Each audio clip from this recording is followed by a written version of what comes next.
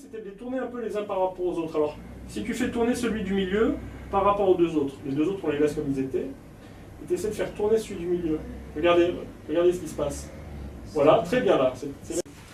En physique quantique, on va voir que les physiciens, pour expliquer les observations expérimentales, et notamment un petit peu quelque part ce genre d'expérience, ont introduit la possibilité de pouvoir être dans plusieurs états à la fois. Donc par exemple, dans plusieurs positions à la fois. Vous pourriez être par exemple chez vous et ici. Ce n'est pas interdit en mécanique.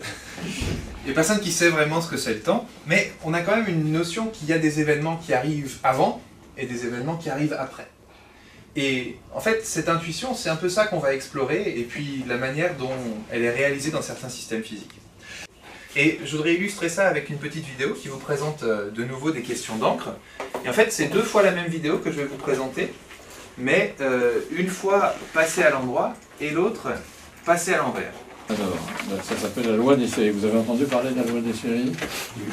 Qu'est-ce qu'elle dit, la loi des séries? T1, on a demandé à un lycéen de dessiner 12 points au hasard sur le segment.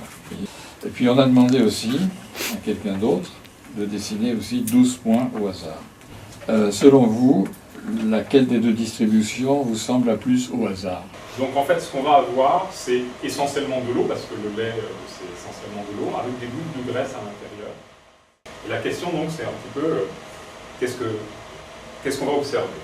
L'idée, c'est qu'il y a des gros objets, qui sont ici des boules de graisse, donc bon, voilà, c'est ce grand rond, et ça, c'est de l'ordre du micron.